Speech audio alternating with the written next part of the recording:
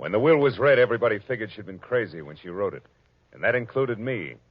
But I changed my mind after spending a night on an island with a pig, a cat, and an ape.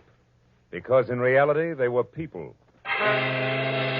From the pen of Raymond Chandler, outstanding author of crime fiction, comes his most famous character as CBS presents The Adventures of Philip Marlowe.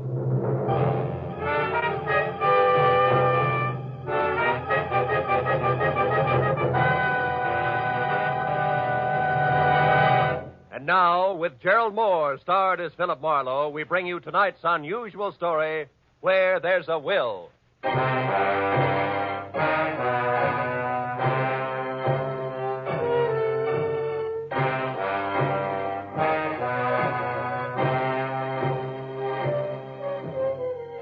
had spent the whole day on a noisy job which had concerned itself with a lot of people who talked a lot and said nothing. When I finally locked up my office for the night, I was worn out. As I drove slowly along the street, I was glad to be heading for home and a little peace and quiet. At least that's what I thought. But when I pulled up for a full stop sign, only a half a block from my apartment, something happened which brought my little dream of peace and quiet to an end. The car door opposite me flew open, and something mighty excited jumped in. I'm being followed. Drive on, please. The law? No, please drive on. Okay, lady, get a good grip on the upholstery.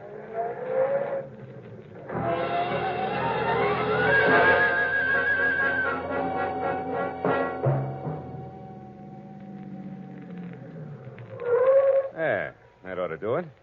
Now, what's the... Say, you look a little pale and beautiful. I'm always pale when my heart's in my mouth. Well, then why don't you swallow once, take a deep breath, and tell me who was after you? There isn't much to tell. It was a nasty little man, that's all I know. So thanks for making like Barney Oldfield, and good night. Hey, not so fast. It's impolite to hitch and run. Look, mister, right now I'm up to my earrings in trouble, and that leaves very little time for small talk with strangers, even nice ones. Well, in that case, the name is Philip Marlowe, which takes care of the stranger part, and I'm a private detective, which makes trouble my business. Where do we go from there? No place. $300,000 worth of hidden bonds, a screwy old lady, and a sculptor with a red beard are too much for any one-man police force, Mr. Marlowe. So again, good night. Before I could say anything, she was out and gone.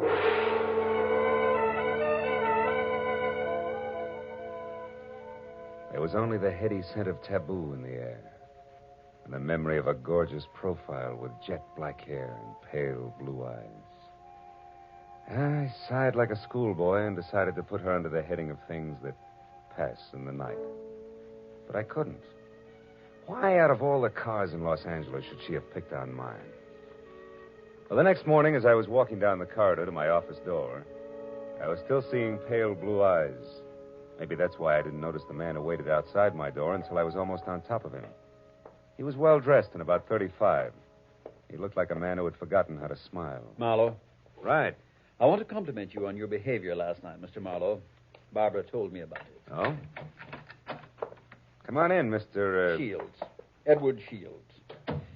Would you be interested in aiding 3 people in a search for more than $250,000 in negotiable bonds? 1% of which will be yours if the bonds are found? Being a fairly fast man with figures, yes, I would. Splendid. I'd like a few details. Well, Mr. Marlowe, my aunt, Bernice Mayhew Shaw, died, leaving her entire fortune to charity, with the exception of the bonds I mentioned. Those are to be divided equally among 3 of us, the sole heirs, if we find them within 24 hours. That sounds like something you dream about after a midnight snack of pizza and pig's knuckles. Perhaps. But you didn't know my aunt. Beside myself, the beneficiaries are Barbara Haynes, the girl you met last night. She was Aunt Bernice's personal secretary. And another nephew, Harlan Crane, who, at the moment, happens to be a sculptor. Happens to be? 6 months ago, he was a sailor. Before that, a writer, without even a rejection slip to his name.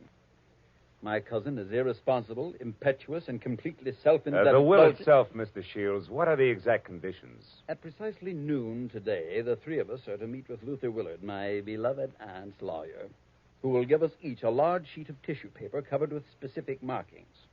Individually, the sheets mean absolutely nothing.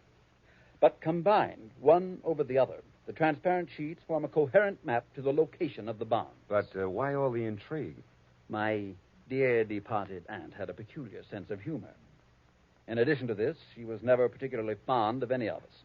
She was sure that our individual shortcomings would make cooperation among us impossible, even for so short a period as 24 hours. And the fact that a man followed Miss Haynes last night convinced you that there was something to that, huh? Convince me? No. He may have been nothing but a personature. Nevertheless, I do feel that to play safe, a fourth party, a custodian of the map, so to speak, would be advisable. That's fine. When do I go to work, Mr. Shields? At noon, at the lawyer's office. However, I regret that first you must be approved by the third heir. I don't like to ask this, Mr. Marlowe, but would you mind very much calling on my cousin, Harlan, personally? Not at all. As a matter of fact, I think he might prove very interesting. Yes, I'm sure he will. As interesting as an ape in the zoo.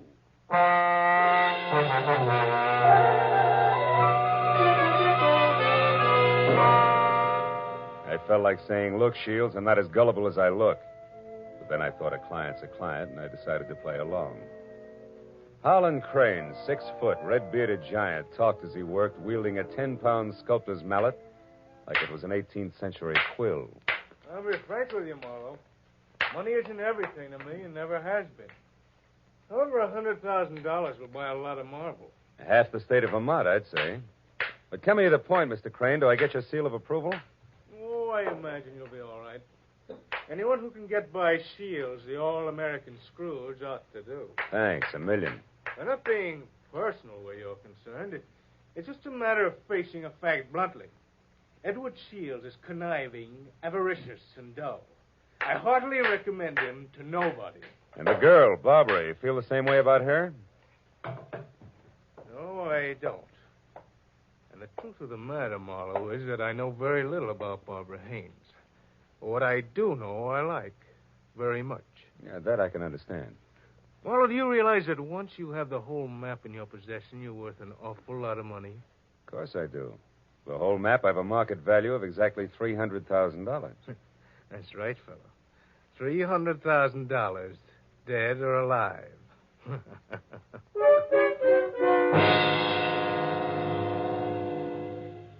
I know it was small of me, but I didn't exactly see the joke. And things got less funny as time went on.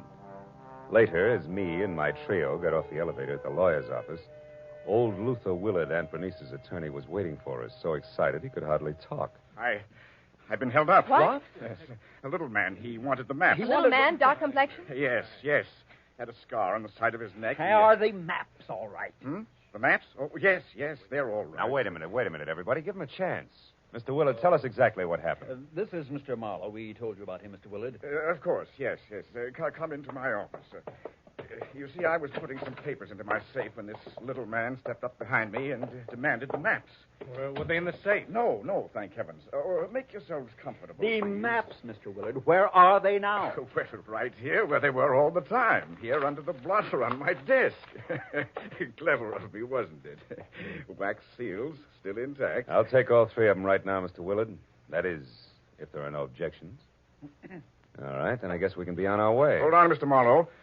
There are still 2 things you people must know. First, in the event the bonds are not recovered within the 24 hours, I am instructed to open another sealed envelope, which I'm happy to report is kept in my bank vault. That envelope contains a complete and simplified map and is to be turned over to a designated charity.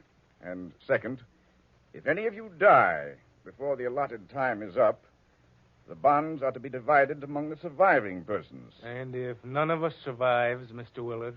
Why, in that case, the bonds again go to charity. You see, Harlan, your aunt was a very generous woman.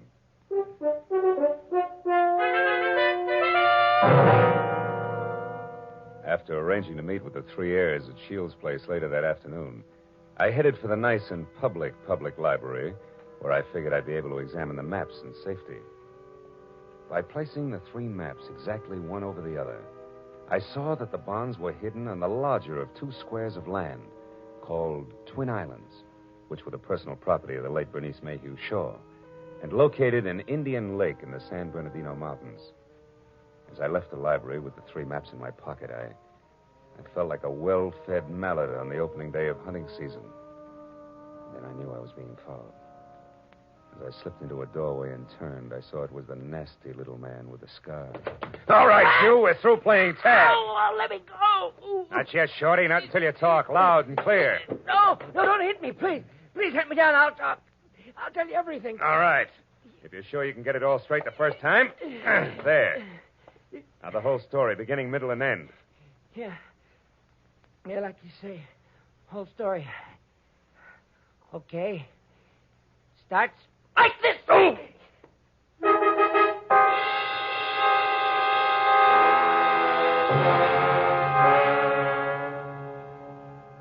By the time I figured out that it had been the sawed-off end of a broomstick that had slammed my stomach up against my backbone, the little man was out of sight. Another 5 minutes went by before I quit calling myself sucker and I started to think straight. Nearest public locker was in the Santa Fe Trailways bus depot on Cahuenga. I went up there and deposited 2/3 of the map for safekeeping until we were ready to leave for Indian Lake. And I found a telephone, and a half a dozen calls later I knew that a caretaker named Jumbo was the sole inhabitant of Twin Islands, and my last call was to him. I wanted some kind of a welcoming committee ready for us. When I left the phone booth, it was only 1 o'clock. So I returned to my apartment where I figured I'd rest until 3, when we were all to meet at Shields' place. But that was my second mistake. Because the moment I closed my apartment door, I was positive I wasn't going to get much rest. I had an unannounced visitor. Yeah, you look surprised, Mr. Marlowe. I am. I didn't recognize you at first without your broomstick. Yeah, I traded that in on this .22 target pistol here. It's more expensive, but it's better. Makes me as big as you are. Maybe bigger. Yeah, but how much does it do for your personality? Quite a bit. Gives me poise, and poise gives me manners. So in asking for that map in your pocket, I'll even say please. Come on, Marlowe. I won't say please twice. No, I don't think you would. Here. Thank you. Now, before I go, one more thing. The hall outside here is straight and narrow, right to the stairs, and that makes it fine for shooting. So after I step out, don't do anything rash. For a while.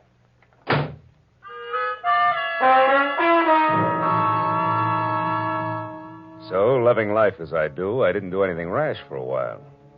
In fact, I could have whipped up a nice 7-minute frosting before I moved at all. And I phoned the 3 heirs to get together at my apartment. When I finally had them all seated in front of me, I related the saga of the little man, including my premonition that one of the 3 present was signing his paychecks. Of course, I got nothing but Cupid doll innocence out of any of them. So after adding that we'd get underway just as soon as the missing 1/3 of the map was returned to me, I threw my trench coat over my arm and told them I was going for a walk. But before leaving them, I reminded them that whoever was behind the little man could fire him, because I would never have kept all 3 maps in one place anyway, unless all of the heirs were on hand to watch one another. And then I left. I hadn't walked more than a half a block up Franklin when I stopped at the sound of Barbara running after me. Phil, I'm scared. Harlan and Shields are acting like a couple of wild men, calling each other every name under the sun. What'd you expect? Chit-chat about the weather? Now quit acting like a bobby soxer within squealing distance of Sinatra and try a cigarette. It'll calm your... What is it, Phil? Why are you smiling like that? What's wrong? Nothing's wrong, Barbara. Nothing. It's just that I found this in the pocket of my trench coat when I went for my cigarettes. It's the map. That's right. The missing 1/3. It's back already.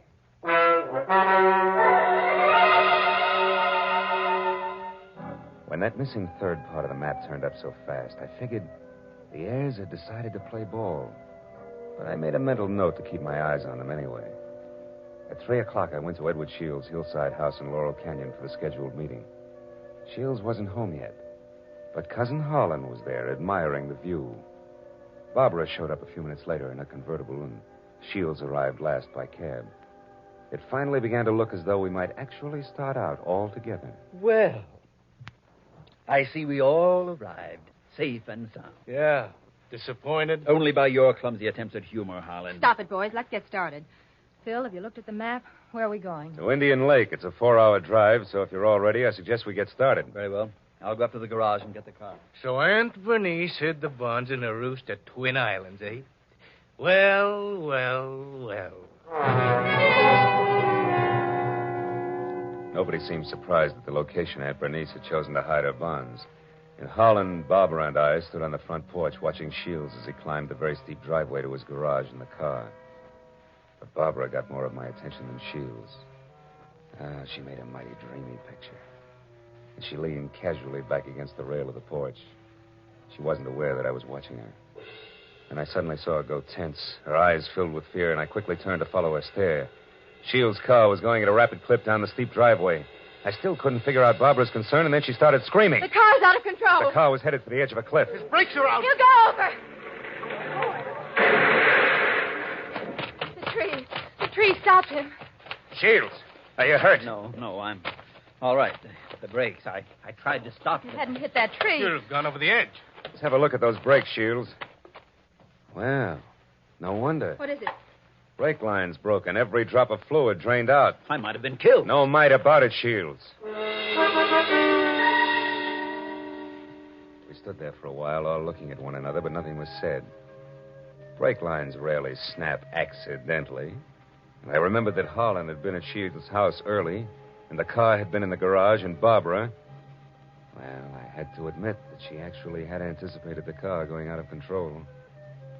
Well, the 24 hours for finding the bonds were slipping by, and I knew we had to get to Indian Lake. We held a short powwow without passing the peace pipe. We decided to take Barbara's car.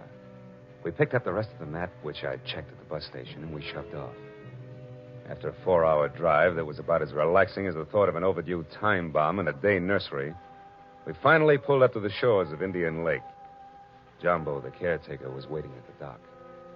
He knew how to handle a boat, and a few minutes later we could see Twin Islands. We headed for the smaller of the two, where I could make out a rambling lodge. The other island, a quarter of a mile away, seemed deserted. Shields was the first one ashore. Here, Barbara, let me help you. Run along, boy. I'll help Barbara. Thanks, Harlan. Well, Marlowe, what now? Well, first we go up to the house. Oh, Jumbo, you got everything ready for us? Hey, Jumbo. Huh? Oh, sure. Everything's ready, Mr. Marlowe.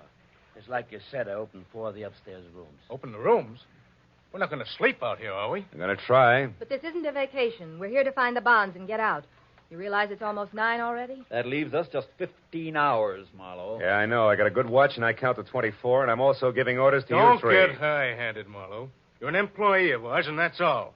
Let's get the map together and start looking for those bonds right now. Take it easy, big man. The bonds are hidden on the other island. The map is as tangled as a second-hand spider web.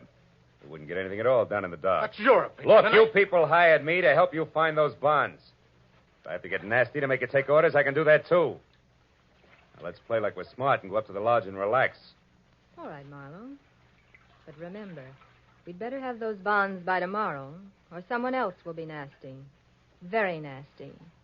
And I mean me. What? You too?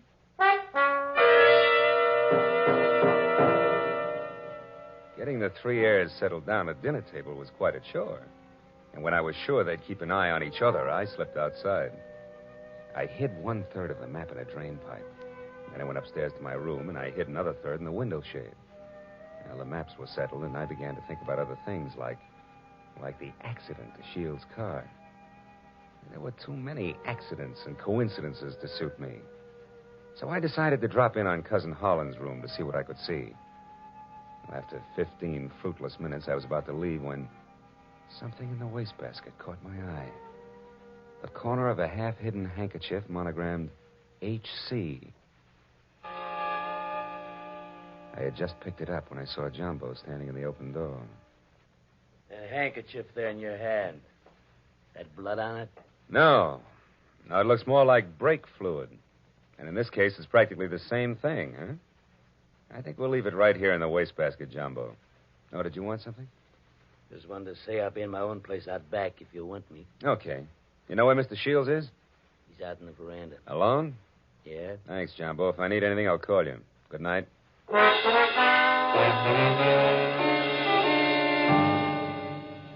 Shields. Oh, it's you, Marlowe. What's wrong? You sound like a man expecting trouble. I was nearly killed in my car this afternoon, and I don't think that was the end of it. Yeah, and don't stand too close to high windows. Thank you. It's comforting to know that I am not alone in my suspicions. Maybe, how are you betting? On the beauty or the beast? Don't be absurd. I hope someday to marry Barbara. Yeah? Well, a guy might be beating your time right now with a sculptor's mallet. You may be naive, Mr. Marlowe, but Barbara isn't. I saw them just a moment ago walking down to the boathouse. Harlan's galloping after her like a half-baked idiot, as usual. But if Miss Haynes prefers me, what can he do about it? There was an answer for that, but it seemed a little obvious under the circumstances. Well, a few minutes later, Shields went inside, and I made a beeline for the boathouse to water down a certain hot-headed sculptor named Harlan. When I got within earshot, I knew I'd be as welcome as whooping cough at a glassblowers convention. So I stopped and listened. Barbara, darling, I'm falling in love with you. You know that, don't you? Let me hold you close. Harlan, Oh, Harlan. This is real, Barbara. For the first time in my life, I'm truly in love. I want to do things for you, make you happy. Please wait. I'm not completely free. There are still ties with Edward, you know. Shields. That fat, stingy Babbitt. He's no man for you. Why, if he so much as touches you from now on up... Wait a minute, Barbara. Marlowe, you cheap snooping eavesdropper. He's dropping some minor vice compared to some of the shenanigans going on around here. Just what do you mean by that? A word to the wise is sufficient. You, I'll give a few more. Now, somebody's trying to cut our little triangle down to two sides before noon tomorrow. What I've seen so far I don't like, so I'm warning everybody. Just what are you accusing me of? Harlan, stop it. Don't be a fool. Will you cavemen control yourselves until those bonds are found? Come on, Harlan, let's go in. Good night, Marlowe. Don't get your head caught in any transoms.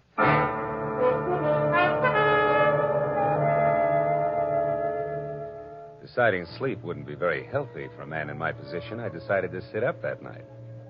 And it was about 2 o'clock when I looked out the window and saw something mighty interesting. A light was moving on the other island opposite us. I got hold of John Mohr and we went over there as fast as we could.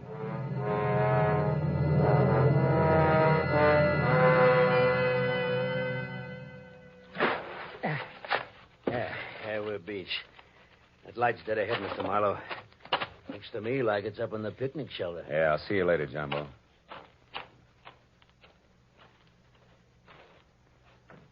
Who's there? Guess who? Oh, Marlowe. I didn't hear you come up. The wind's too strong, I guess. I'm glad to see you. Spooky here all alone. Oh, sure. What's the idea? Decide to do a little freelance prospecting? No, that's right. Bernice Mayhew loved this spot, and I had a hunch she hid the bonds here in the base of this table. Oh, I guess I was wrong. Oh, come on, Marlowe. Limber up. You can't blame me for trying. Listen, beautiful, don't flap your eyelashes at me. I can't see anything but double crosses right now. All right, if you've had your fun, let's go back to the lodge, Don't be that way, Phil. Phil, the sun will be coming up in 2 or 3 hours. Why not wait for it here with me? Barbara, baby, don't burn up too many calories with that routine. Because I only keep 1/3 of the map on me. You think you're so smart. Bright ideas hatch in that cute little brain of yours, too. Now let's... Oh, comes the gun with a pearl handle, no less. Stay away from me, Marlowe. Over there. Hey, what's going on here, Eddie? Jumbo! Look out, Jumbo! Jumbo stepped into the light and Barbara turned. I made a swipe at her gun hand that knocked pistol, purse, and lamp all over the picnic shelter. I found the gun and gave it to Jumbo. Then I started to pick up an assortment of knickknacks that had spilled out of a purse. But I never finished, because one of the items made my eyes pop. It was the monogrammed handkerchief covered with brake fluid that I'd found in Harlan's room. It all made sense now. It tied up everything that I'd suspected right along. Only 2 of my trio had planned to split up the $300,000 worth of bonds from the first. As I ran for the motor launch, I yelled at Jumbo to bring Barbara over in the rowboat. All the way back, I had the panicky feeling that I was probably too late. But when I sneaked in the front door of the lodge, there were still 2 voices, and they came from the open kitchen door. With my hand on my gun, I edged along the wall and peeked in. Shields, you're a fool. Perhaps. But I'm going to kill you and have a perfect case of self-defense. What are you talking about? Your hopelessly framed cousin, Harlan. I ruined the brakes on my own car. I planted your handkerchief, stained with brake fluid, in your room. Marlowe found it. He's convinced that you tried to kill me. He's also convinced that he was brought into this whole thing by coincidence. He doesn't know that he was deliberately involved in our search for the bonds, just so he'd make a reputable witness. You're out of your mind. Not at all. I'm going to kill you and say it was self-defense.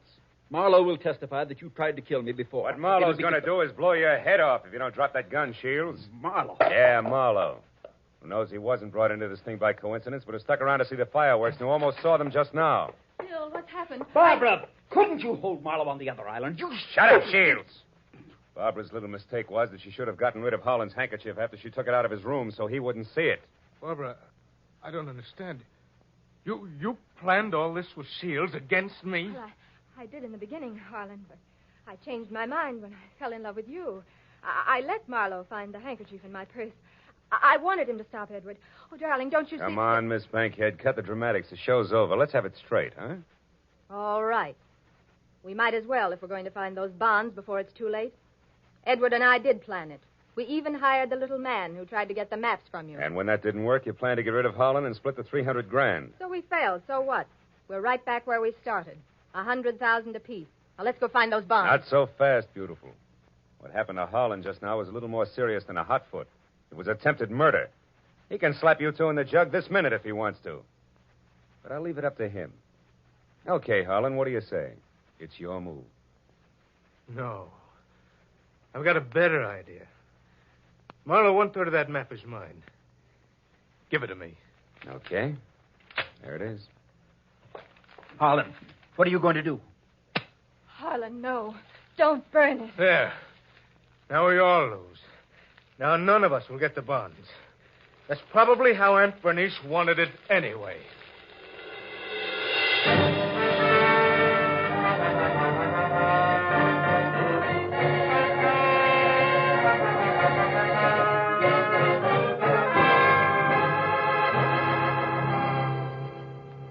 It was almost noon. I was standing on the veranda of the lodge, and a scrawny old crow was perched up on the roof. I saw Barbara and Shields quietly pull away in a boat with Jumbo. And I saw Holland lumbering off to the far end of the island to sulk. And as I watched the three of them, I couldn't help thinking. A pig in a pinstriped suit, an ape with a red beard, and an alley cat in nylon. Yeah. Keep laughing, Aunt Bernice. You were right. Greed, treachery, and rashness don't mix, even for 24 hours. And the 1% of the bonds I was to get? Well, that's my contribution to charity. Who knows? Maybe I can take it off my income tax.